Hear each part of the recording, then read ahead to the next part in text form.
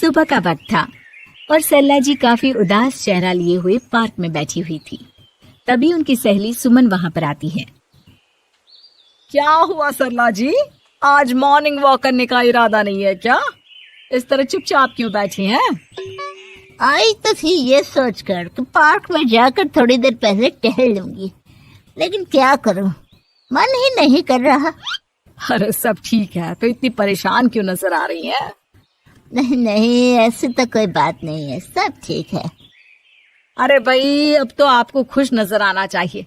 अभी कुछ महीने पहले तो बेटे की शादी हुई है, घर में नई बहू आई है, आपके चेहरे पर तो रौनक नजर आनी चाहिए। अरे छोड़ो भी, आजकल की बहुओं के बारे में क्या बताऊं आपको। क्यों, क्या हुआ बहन जी, कोई परेशानी है क्या? कुछ किया क्या बहू रानी ने? अरे भाई, अभी तो शादी को 6 महीने हुए हैं। अब आपसे क्या छुपाना, आप तो जानती है मेरे बेटे ने लव मैरिज की है और मुझे ना इन लव मैरिज वाले बहुओं पर बिल्कुल भरोसा नहीं। ना जाने कब मेरे बेटे के कान भर दे। अरे लेकिन सरला जी, आपके बहू बेटा तो आपके साथ ही रहते हैं, फिर आपको इस बात का डर क्यों है? पता नहीं क्यों बहन जी, अभी तो मुझे अपनी बेटी दीपाली की भी शादी करनी है। बस इसी बात को सोचकर परेशान रहती हूँ। ये लव मैरिज वाली बहू पता नहीं कितने दिन परिवार में एडजस्ट कर पाएगी। कल को अगर बेटे को लेकर दूसरी जगह चले गई तो क्या होगा? अरे हाँ, याद आया, दीपाली तो दिल्ली में नौकरी करती है ना? हाँ हाँ, बहुत अच्छी नौकरी लगी है उसकी।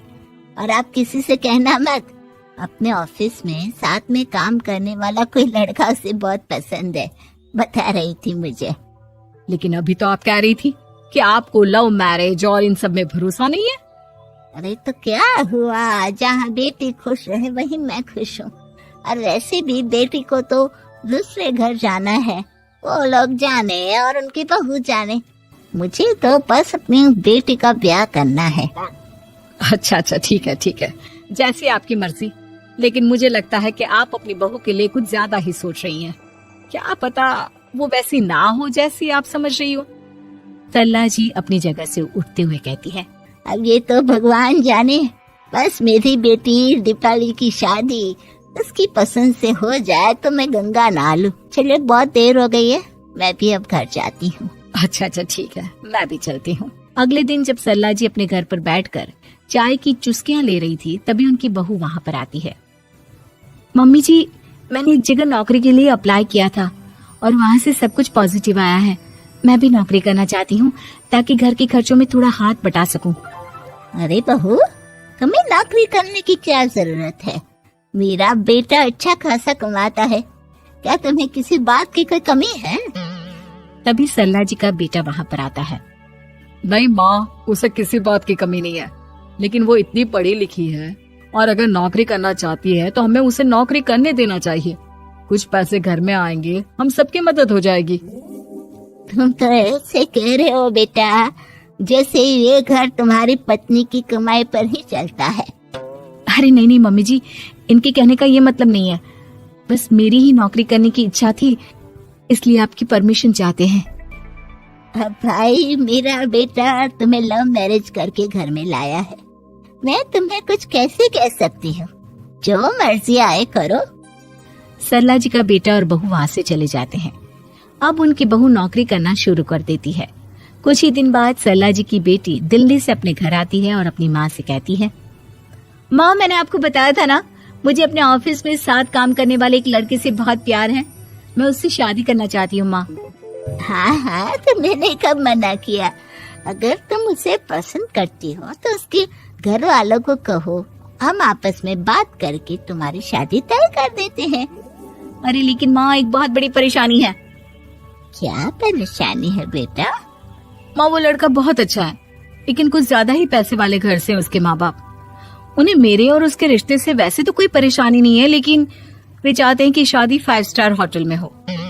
अरे ऐसे कैसे, हम तो मिडिल क्लास लोग हैं, हमारे लिए 5 स्टार होटल में शादी करना कोई आसान काम थोड़ी ना है। लेकिन माँ, मैं क्या करूँ? मैंने उनसे बात करने की बहुत कोशिश की, बस एक किसी जगह बात अटक गई है।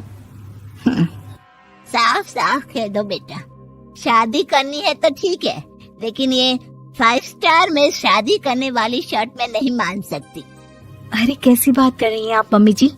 अगर दीपाली को कोई लड़का पसंद है तो हम उनकी शादी के लिए पूरी कोशिश करेंगे, और अगर बात पैसों की है तो कोई परेशानी नहीं है। हाँ हाँ, तुम्हें तो बस बहुत आसान लगता है सब। जिस तरह तुमने मेरे बेटे से इतनी आसानी से शादी कर ली, सारे काम उतने आसानी से नहीं होते। समझ में आया? हर काम करने में पैसे लगते हैं। लेकिन माँ, मैं उस लड़की को बहुत पसंद करती हूँ।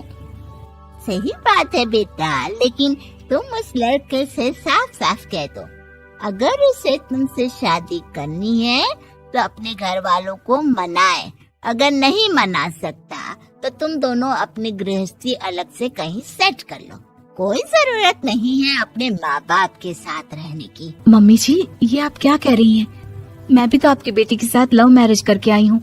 अगर मैंने भी ऐसा ही किया होता तो? लो, अब तो मुझे उल्टा जवाब देने लगी।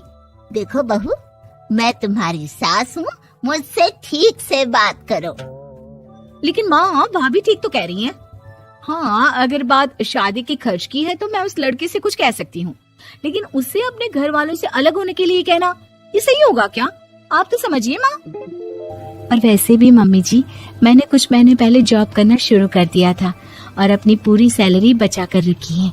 आप चिंता मत कीजिए, मैं दीपाली की शादी में कोई कमी नहीं होने दूंगी। तुम अपनी सारी तनख्वाह मुझे मेरी बेटी की शादी का खर्च करने के लिए दे दोगी? हाँ माँ, मैंने भाभी को पहले ही सब कुछ बता दिया था और वो इस बारे में सब कुछ जानती थी, इसीलिए उन्होंने पहले ही नौकरी करनी शुरू कर दी ताकि मेरी शादी धूमधाम से हो सके। तभी सरला जी का बेटा वहाँ पर आता है। देखा माँ, जैसा हम हर समय समझते हैं वैसा होता नहीं है। आपको लव मैरिज करने वाली बहू से नफरत थी ना, लेकिन अपनी ही बेटी की लव मैरिज पर आपको कोई एतराज नहीं था। ये तो गलत बात है ना? हाँ बेटा, सही कह रहे हो तुम। बहू, मुझे माफ कर दो, मैंने तुम्हारे बारे में गलत सोचा। आज से मैं बहू और बेटी में कोई फर्क नहीं करूंगी, और अपनी लव मैरिज वाली बहू से तो बिल्कुल नफरत नहीं करूंगी।